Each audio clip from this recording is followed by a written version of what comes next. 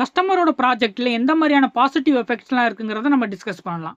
எந்த ஒரு ப்ராஜெக்ட்டா இருந்தாலும் சரி, இந்த ப்ராஜெக்ட்ல இருக்கக்கூடிய ப்ராசஸை இம்ப்ரூவ் பண்றதுக்கான முக்கியமான அம்சமே அந்த ப்ராஜெக்ட்டோட கஸ்டமர் தான். ஒரு ப்ராஜெக்ட்ல இருக்கக்கூடிய இன்டர்னல் கஸ்டமர்ஸ் தான் அந்த ப்ராஜெக்ட்ல இருக்கக்கூடிய ப்ராசஸை கரெக்டான முறையில கொண்டு போய்க்கிட்டு இருப்பாங்க.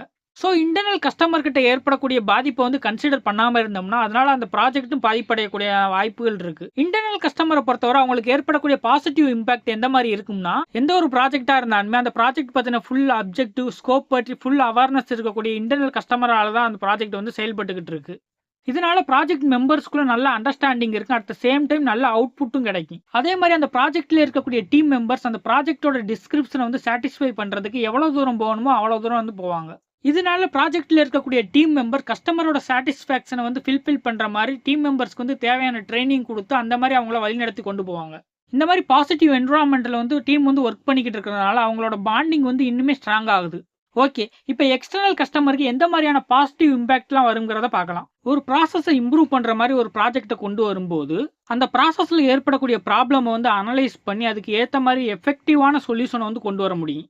ப்ராப்ளம்க்கான எஃபெக்டிவான சொல்யூஷன் இருக்கிற ரீசன்னால அவங்களால ஒரு நல்ல ப்ராடக்ட்டை வந்து உருவாக்க முடியும். இந்த மாதிரி ஒரு சக்சஸ்ஃபுல்லான ப்ராசஸ் இம்ப்ரூவ்மெண்ட் ப்ராஜெக்ட்ஸ் வந்து உள்ள கொண்டு வரும்போது ஒரு ஆர்கனைசேஷன்ல இருக்கக்கூடிய கஸ்டமரோட எதிர்பார்ப்புகளை தெரிஞ்சுக்கிட்டு அவங்களோட தேவைகளை வந்து பூர்த்தி செய்ய முடியும். இதனால கஸ்டமருக்கு கொடுக்கக்கூடிய சர்வீசஸ்ல வந்து நல்ல இம்ப்ரூவ்மெண்ட் கிடைக்கும். ஃபார் எக்ஸாம்பிள், ஒரு நல்ல குவாலிட்டியான ப்ராடக்ட் இல்லைன்னா சர்வீஸ் வந்து கஸ்டமருக்கு ப்ரொவைட் பண்ணும்போது அந்த கஸ்டமர் வந்து ஆர்கனைசேஷன் மேல ஈஸியா சாட்டிஸ்ஃபை அடைஞ்சிருவாங்க.